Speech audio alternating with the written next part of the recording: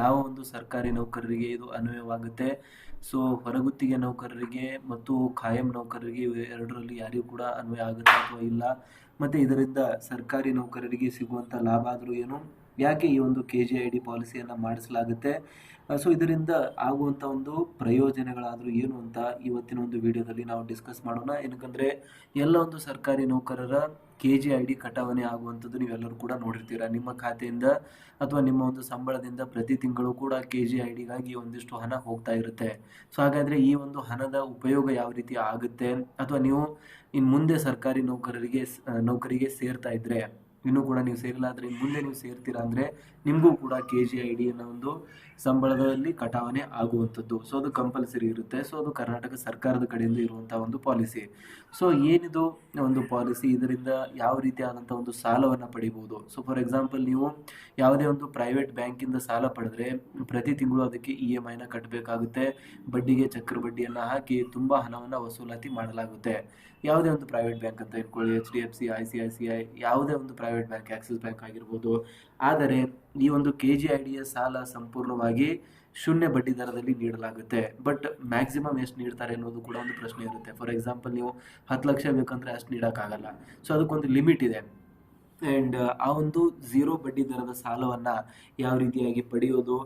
ಈ ಒಂದು ವಿಮಾ ಪಾಲಿಸಿ ಇರುತ್ತೆ. ಬೇಸಿಕಲಿ ಸರ್ಕಾರಿ ನೌಕರರು ಏನಾದರೂ ದುರದೃಷ್ಟವಶ ಮರಣ ಹೊಂದಿದರೆ ಅಂಥ ಒಂದು ನೌಕರರ ಕುಟುಂಬಕ್ಕೆ ಬೃಹತ್ ಮೊತ್ತವನ್ನು ನೀಡಲಾಗುತ್ತೆ. So for example, like term life insurance ಯಾವ ರೀತಿಯಾಗಿ 500 ರೂಪಾಯಿ ತಿಂಗಳಿಗೆ ಕಟ್ಟಿ 1 ಕೋಟಿವರೆಗೂ ಕೂಡ ಕ್ಲೇಮನ್ನು ಮಾಡಬಹುದು ಅಂತ ಒಂದು ಥರ್ಡ್ ಪಾರ್ಟಿ ಇನ್ಶೂರೆನ್ಸ್ ಕಂಪನಿಗಳು ಯಾವ ರೀತಿಯಾಗಿ ಹೇಳ್ತಾ ಇರುತ್ತೆ. ಸೊ ಆ ರೀತಿಯಾಗಿ ಇಲ್ಲಿಯೂ ಕೂಡ ಒಂದಿಷ್ಟು ಸೌಲಭ್ಯಗಳನ್ನು ನೀಡಲಾಗಿದೆ. ಅಮೌಂಟ್ ವೇರಿ ಆಗುತ್ತೆ, ಬಟ್ ಇಲ್ಲಿಯೂ ಕೂಡ ವಿಮಾ ಸೌಲಭ್ಯ ಇರುತ್ತೆ. ಸೊ ವಿಮಾ ಸಾಲ ಪಡೆಯುವಂಥ ಒಂದು ಅರ್ಹತೆ, ಲೆಕ್ಕಾಚಾರ, ಈ ಎಲ್ಲ ವಿಷಯಗಳಿಗೆ ಸಂಬಂಧಿಸಿದಂತೆ ಇವತ್ತಿನ ವಿಡಿಯೋದಲ್ಲಿ ನಾವು ಡಿಸ್ಕಸ್ ಮಾಡೋಣ. ಸೊ ಹಾಗಾಗಿ ವಿಡಿಯೋನ ದಯವಿಟ್ಟು ಕೊನೆವರೆಗೂ ನೋಡಿ. ಚಾನಲ್ನ ಇನ್ನೂ ಸಬ್ಸ್ಕ್ರೈಬ್ ಮಾಡಿಲ್ಲ ಅಂದರೆ ಸಬ್ಸ್ಕ್ರೈಬ್ ಮಾಡ್ಕೊಳ್ಳಿ. ಸರ್ಕಾರಿ ನೌಕರರು ಮತ್ತು ಪಿಂಚಣಿದಾರರಿಗೆ ಉಪಯುಕ್ತವಾಗಿರುವಂಥ ಮಾಹಿತಿಯನ್ನು ನಾವು ಡೇ ಟು ಡೇ ಕೊಡ್ತಾ ಇರ್ತೇವೆ. All right. ಸೊ ನೆಕ್ಸ್ಟ್, ಮೊಟ್ಟ ಮೊದಲನೇದಾಗಿ ಬೇಸಿಕ್ಕಿಂದ ನಾವು ಸ್ಟಾರ್ಟ್ ಮಾಡಿದ್ರೆ, ಸೊ ಎಲ್ಲಕ್ಕಿಂತ ಮೊದಲು ಬರುವಂಥ ಪ್ರಶ್ನೆ KGID ಸಾಲ ಎಂದರೆ ಏನು ಅಂತ. ಸೊ ಏನಿದು ಸಾಲದ ಅರ್ಥ? ಸರ್ಕಾರಿ ನೌಕರರು ತಮ್ಮ ಜೀವ ವಿಮಾ ಪಾಲಿಸಿಯ ಮೇಲೆ ಪಡೆಯಬಹುದಾದಂತಹ ತುರ್ತು ಆರ್ಥಿಕ ನೆರವನ್ನು KGID ಸಾಲ ಅಂತ ಕರೆಯಲಾಗುತ್ತೆ. ಸೊ KGID ಸಾಲ ಅಂದರೆ ಸರ್ಕಾರಿ ನೌಕರರು ಏನು ತಮ್ಮ ಜೀವ ವಿಮಾ ಪಾಲಿಸಿಯನ್ನು ಮಾಡಿಸಿರ್ತಾರೆ, ಆ ಒಂದು ಪಾಲಿಸಿಯ ಮೇಲೆ ಪಡೆಯಬಹುದಾದಂತಹ ತುರ್ತು ಅಂದರೆ ಟೆಂಪರರಿ ಆರ್ಥಿಕ ನೆರವನ್ನು KGID ಸಾಲ ಅಂತ ಕರೆಯಲಾಗುತ್ತದೆ. ಇದಕ್ಕೆ ನೆಕ್ಸ್ಟ್ ಎಲಿಜಿಬಿಲಿಟಿಯನ್ನು ನಾವು ನೋಡೋದಾದರೆ, ಹಾಗಾದರೆ ಇದಕ್ಕೆ ಯಾರು ಅರ್ಹರಿದ್ದಾರೆ ಅಂತ ನಾವು ನೋಡೋದಾದರೆ, ಅರ್ಹತೆಯಲ್ಲಿ ತೋರಿಸಲಾಗುತ್ತೆ ಪಾಲಿಸಿದಾರರು ಕಡ್ಡಾಯ ಜೀವ ವಿಮಾ ಯೋಜನೆಗೆ KGID ಒಳಪಟ್ಟಿರುವ ಎಲ್ಲ ಸರ್ಕಾರಿ ನೌಕರರು ಸಾಲ ಪಡೆಯಲು ಅರ್ಹರಾಗಿರುತ್ತಾರೆ. ಸೊ ಕಡ್ಡಾಯ ಜೀವ ವಿಮಾ ಯೋಜನೆ, ಸೊ ಕರ್ನಾಟಕ ಸರ್ಕಾರದಿಂದ ನೀವು ಸರ್ಕಾರಿ ನೌಕರಿಗೆ ಸೇರಿದ್ರೆ ನಿಮಗೆ ಕಂಪಲ್ಸರಿ ಜೀವ ವಿಮೆಯನ್ನು ಮಾಡಲಾಗುತ್ತೆ. ಅದನ್ನೇ ನಾವು KGID ಸಾಲ ವಿಮೆ ಅಂತ ಕರಿತೀವಿ. ಸೊ ಆ ಒಂದು KGID ವಿಮೆಗೆ ನೀವು ಒಳಪಟ್ಟಿದ್ದರೆ ನಿಮಗೆ ಖಂಡಿತವಾಗಿಯೂ ಕೂಡ ಈ ಒಂದು ಸಾಲವನ್ನು ಪಡೆಯೋದಕ್ಕೆ ಅವಕಾಶ ಮಾಡಿಕೊಡಲಾಗುತ್ತದೆ. ಸಕ್ರಿಯ ಪಾಲಿಸಿ ಇರಬೇಕು. ಸಕ್ರಿಯ ಪಾಲಿಸಿ ಅಂದ್ರೆ ಏನು? ನೀವು ಪಾಲಿಸಿ ಮಾಡಿ ಅದಕ್ಕೆ ಯಾವುದೇ ರೀತಿಯಾದಂಥ ಹಣವನ್ನು ಕೂಡಿ ಹಾಕ್ತಾ ಇಲ್ಲ ಅಂತಂದರೆ ಅದು ನಿಷ್ಕ್ರಿಯವಾಗುತ್ತೆ. ನೌಕರರನ್ನು ಪಾಲಿಸಿ ಸಕ್ರಿಯವಾಗಿರಬೇಕು ಮತ್ತು ಪ್ರೀಮಿಯಂ ನಿಯಮಿತವಾಗಿ ಪಾವತಿ ಆಗಿರಬೇಕು. ಸೊ ಅಂದರೆ ಬೇಸಿಕಲಿ ರನ್ನಿಂಗ್ ಅಕೌಂಟ್ ಇರಬೇಕು. KGIDಯಲ್ಲಿ ರನ್ನಿಂಗ್ ಅಕೌಂಟ್ ಇರಬೇಕು ಅಂತ. ಅವಧಿ ಸಾಮಾನ್ಯವಾಗಿ ಪಾಲಿಸಿ ತೆಗೆದುಕೊಂಡು ಕನಿಷ್ಠ 2 ರಿಂದ 3 ವರ್ಷ ಪೂರೈಸಿರಬೇಕು ಅಂತ. ಅಂದರೆ 2 ರಿಂದ 3 ವರ್ಷ ಆಗಿರಬೇಕು ಕನಿಷ್ಠ ಆ ಒಂದು ಸರ್ಕಾರಿ ನೌಕರು ಪಾಲಿಸಿಯನ್ನು ಮಾಡಿದ ಮೇಲೆ. ಆವಾಗ ಈ ಒಂದು KGID ಮೇಲೆ ಸಾಲವನ್ನು ನೀಡೋದಕ್ಕೆ ಅರ್ಹತೆಯನ್ನು ಪಡಿತಾರೆ. ಸಾಲದ ಮೊತ್ತವು ಪಾಲಿಸಿಯ ಮೇಲೆ ನೀಡಿರುವ ವಾರ್ಷಿಕ ಬೋನಸ್ ಮತ್ತು ಪಾವತಿಸಿದ ಪ್ರೀಮಿಯಂ ಮೊತ್ತವನ್ನು ಅವಲಂಬಿಸಿರುತ್ತದೆ. ನೋಡಿ, ನಾವು ಸ್ಟಾರ್ಟಿಂಗಲ್ಲೇ ಹೇಳಿರುವ ಹಾಗೆ ನೀವು ಇಚ್ಛಿಸಿರುವಂಥ ಅಮೌಂಟು ಇಲ್ಲಿ ನೀಡಲಾಗುವುದಿಲ್ಲ. ಅದು ಯಾವುದರ ಮೇಲೆ ಡಿಪೆಂಡ್ ಆಗುತ್ತೆ ಅಂದರೆ ಸಾಲದ ಮೊತ್ತ, ಪಾಲಿಸಿಯ ಮೇಲೆ ನೀಡಿರುವ ವಾರ್ಷಿಕ ಬೋನಸ್ ಮತ್ತು ಎಷ್ಟು ಪ್ರೀಮಿಯಮನ್ನು ಸರ್ಕಾರಿ ನೌಕರರು ಕಟ್ತಾ ಇದ್ದಾರೆ ಅದ್ರ ಮೇಲೆ ಡಿಪೆಂಡ್ ಆಗುತ್ತೆ ಎಷ್ಟು ಅವರಿಗೆ ಸಾಲವನ್ನು ನೀಡಲಾಗುತ್ತೆ ಅಂತ. ಸೊ ಹಾಗಾಗಿ ಸಾಲ ಬೇಸಿಕಲಿ ಒಂದು ಸಾಲದ ಅಮೌಂಟ್ ಬೇಸಿಕಲಿ ಡಿಸೈಡ್ ಆಗೋದು ನಿಮ್ಮ ಒಂದು ಪಾಲಿಸಿ ಎಷ್ಟು ಅಮೌಂಟ್ ಇದೆ ಮತ್ತು ಅದ್ರ ಮೇಲೆ ಬೋನಸ್ ಎಷ್ಟು ನೀಡಲಾಗ್ತಾ ಇದೆ ಅಂತ. ಸೊ ಸಾಲದ ಮೊತ್ತ ಬಂದ್ಬಿಟ್ಟು 90% ಪಾಲಿಸಿಯ ಮೌಲ್ಯದ ಮೇಲೆ ಕ್ಯಾಲ್ಕುಲೇಟ್ ಮಾಡುತ್ತದೆ. ಸೊ ಎಷ್ಟು ಸಾಲ ಸಿಗುತ್ತದೆ ಅಂತ ಇಲ್ಲಿ ತೋರಿಸ್ತಾ ಇದ್ದಾರೆ ನೋಡಿ. ಸಾಲ ಸಿಗುವಂಥ ಒಂದು ಅಮೌಂಟು ಸಾಮಾನ್ಯವಾಗಿ ನಿಮ್ಮ ಪಾಲಿಸಿಯ ಸರೆಂಡರ್ ವ್ಯಾಲ್ಯೂನ 75%ರಿಂದ 90%ರಷ್ಟು ಮೊತ್ತವನ್ನು ಸಾಲವಾಗಿ ಪಡೆಯಬಹುದು. ಪಾಲಿಸಿಯ ಮೇಲಿನ ಬೋನಸ್ ಮತ್ತು ಹಿಂದಿನ ಪಾವತಿಗಳನ್ನು ಲೆಕ್ಕಾಚಾರ ಮಾಡಿ ಈ ಮಿತಿಯನ್ನು ನಿರ್ಧಾರ ಮಾಡಲಾಗುತ್ತದೆ. ಅಂದರೆ ನಿಮ್ಮ ಒಂದು ಸರೆಂಡರ್ ಅಮೌಂಟ್ ಏನಿರುತ್ತೆ ಆ ಒಂದು ಸರೆಂಡರ್ ಅಮೌಂಟ್ನ ಮೇಲೆ ಬೇಸಿಕಲಿ ಇದನ್ನು ನಿರ್ಧಾರ ಮಾಡಲಾಗುತ್ತೆ. ಸೊ ಆ ಒಂದು ಸರೆಂಡರ್ ಅಮೌಂಟ್ನ ಮೇಲೆ ಎಷ್ಟು ಸಿಗುತ್ತದೆ ಅಂತ ಇಲ್ಲಿ ಡಿಸೈಡ್ ಮಾಡಲಾಗುತ್ತದೆ. ಸೊ ಹಾಗಾಗಿ ಸಾಲದ ಮೊತ್ತ ಬಂದ್ಬಿಟ್ಟು 90% ಪಾಲಿಸಿಯ ಮೌಲ್ಯದ ಮೇಲೆ. ಓಕೆ, ಸೊ ಇದಾದಮೇಲೆ ಬಡ್ಡಿ ದರ ಯಾವ ರೀತಿಯಾಗಿರುತ್ತೆ ಅಂತ. ಸೊ ಬಡ್ಡಿ ದರ ತುಂಬ ಒಳ್ಳೆಯ ಒಂದು ಇಂಟ್ರೆಸ್ಟ್ ರೇಟನ್ನು ಇಲ್ಲಿ ನೀಡಲಾಗುತ್ತದೆ. ಸೊ ಅದರಿಂದಲೇ ಜಾಸ್ತಿ ಜನ ಈ ಒಂದು ಸಾಲವನ್ನು ಪಡೀತಾರೆ. ಸರ್ಕಾರವು ಕಾಲಕಾಲಕ್ಕೆ ನಿಗದಿಪಡಿಸುವ ದರದ ಅನ್ವಯ ಪ್ರಸ್ತುತ ಇದು ಸುಮಾರು 9ರಿಂದ 10% ಇರುತ್ತದೆ. ಸರ್ಕಾರಿ ಆದೇಶದಂತೆ ಇದನ್ನು ಬದಲಾವಣೆ ಕೂಡ ಮಾಡಬಹುದು. ಆ್ಯಂಡ್ ಕೆಲವೊಂದಿಷ್ಟು ಸಮಯಗಳಲ್ಲಿ ಇದನ್ನು 0% ರೇಟಲ್ಲಿಯೂ ಕೂಡ ನೀಡಲಾಗುತ್ತೆ.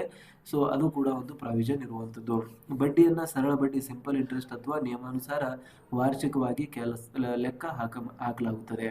ಸೊ ಇದಾದಮೇಲೆ ನೆಕ್ಸ್ಟ್ ಅರ್ಜಿ ಸಲ್ಲಿಸುವಂಥ ಒಂದು ವಿಧಾನ ನೋಡೋದಾದರೆ ಆನ್ಲೈನಲ್ಲಿ ಅರ್ಜಿಯನ್ನು ಸಲ್ಲಿಸಬಹುದಾಗಿದೆ. ಪ್ರಸ್ತುತ KGID ಸಾಲದ ಪ್ರಕ್ರಿಯೆಯು ಸಂಪೂರ್ಣವಾಗಿ DHRM ಅಥವಾ HRMS ಪೋರ್ಟಲ್ ಮೂಲಕ ಆನ್ಲೈನ್ನಲ್ಲಿ ನಡೆಯುತ್ತದೆ. ಲಾಗಿನ್ ನಿಮ್ಮ ಒಂದು ವೈಯಕ್ತಿಕ HRMS ಲಾಗಿನ್ ID ಮೂಲಕ ಅರ್ಜಿ ಸಲ್ಲಿಸಬಹುದಾಗಿದೆ. ಈ ಸೈನ್ ಇನ್ ಆಧಾರ್ ಒಂದು ಮೇಲೆ ಈ ಸೈನ್ ಇನ್ ಮಾಡುವುದು ಕಡ್ಡಾಯವಾಗಿರುತ್ತದೆ. ಸೊ ಆಧಾರ ಸಹಿತ ಈ ಸೈನ್ ಇನ್ ಅನ್ನು ಇಲ್ಲಿ ಮಾಡಬಹುದಾಗಿದೆ. ಓಕೆ, ಸೊ ಇದಾದಮೇಲೆ ನೆಕ್ಸ್ಟ್ ಒಂದು ಪ್ರಶ್ನೆ ಬರುತ್ತೆ, ಮರುಪಾವತಿ ಮಾಡುವುದು ಯಾವ ರೀತಿ, ಸೊ ರೀಪೇಮೆಂಟ್ ಯಾವ ರೀತಿಯಾಗಿ ಮಾಡಲಾಗುತ್ತದೆ ಅಂತ. ಸಾಲವನ್ನು ಸುಲಭ ಕಂತುಗಳಲ್ಲಿ EMIsಗಳಲ್ಲಿ ಮರುಪಾವತಿ ಮಾಡಬಹುದಾಗಿದೆ. ಕಂತುಗಳ ಸಂಖ್ಯೆ ಬಂದ್ಬಿಟ್ಟು ಸಾಮಾನ್ಯವಾಗಿ 24ರಿಂದ 48 ತಿಂಗಳ ಅವಧಿಯವರೆಗೆ ಕಂತುಗಳನ್ನು ನಿಗದಿಪಡಿಸಬಹುದು. ವೇತನದಿಂದ ಕಡಿತ ಅಂದರೆ ವೇತನದಿಂದಲೂ ಕೂಡ ಕಡಿತ ಮಾಡುವುದಕ್ಕೆ ಒಂದು ಪ್ರಾವಿಷನ್ನ ನೀಡಲಾಗುತ್ತದೆ. ಪ್ರತಿ ತಿಂಗಳ ವೇತನದಿಂದಲೇ ಈ ಸಾಲದ ಕಂತು ಮತ್ತು ಬಡ್ಡಿಯನ್ನು ನೇರವಾಗಿ ಕಡಿತಗೊಳಿಸಲಾಗುತ್ತದೆ.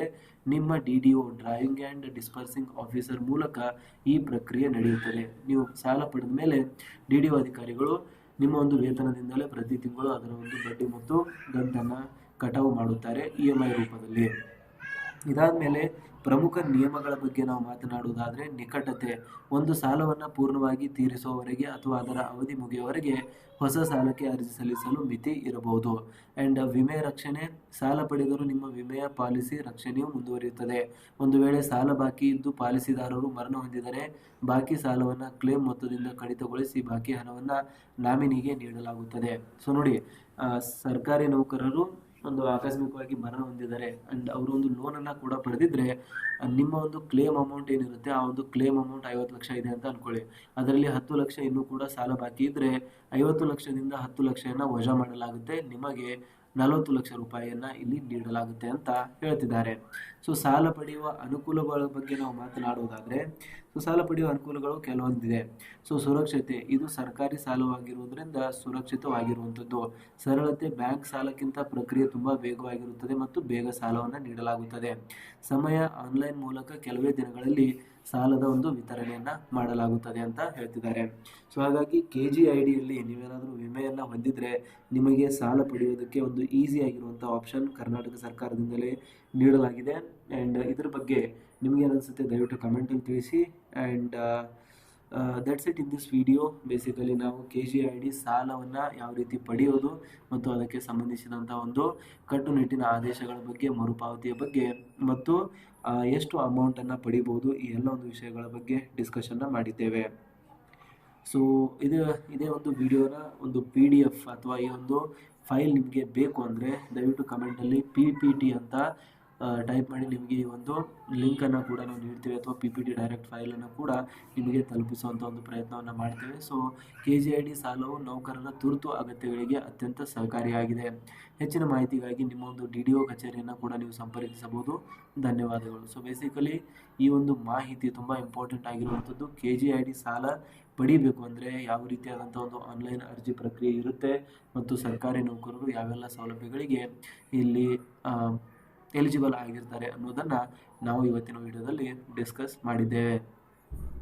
ಸೊ ಇದೇ ರೀತಿಯಾದಂಥ ವೀಡಿಯೋಸ್ಗಳು ಇನ್ ಫ್ಯೂಚರ್ ಕೂಡ ನಾವು ಅಪ್ಲೋಡ್ ಮಾಡ್ತಾ ಇರ್ತೀವಿ. ಸೊ ಹಾಗಾಗಿ ಚಾನಲ್ನ ಇನ್ನೂ ನೀವು ಸಬ್ಸ್ಕ್ರೈಬ್ ಮಾಡಿಲ್ಲ ಅಂದರೆ ದಯವಿಟ್ಟು ಸಬ್ಸ್ಕ್ರೈಬ್ ಮಾಡ್ಕೊಳ್ಳಿ. ಸರ್ಕಾರಿ ನೌಕರರು ಮತ್ತು ಪಿಂಚಣಿದಾರರಿಗೆ ಉಪಯುಕ್ತವಾಗಿರುವಂಥ ಮಾಹಿತಿಯನ್ನು ನೀಡ್ತಾ ಇರ್ತೀವಿ.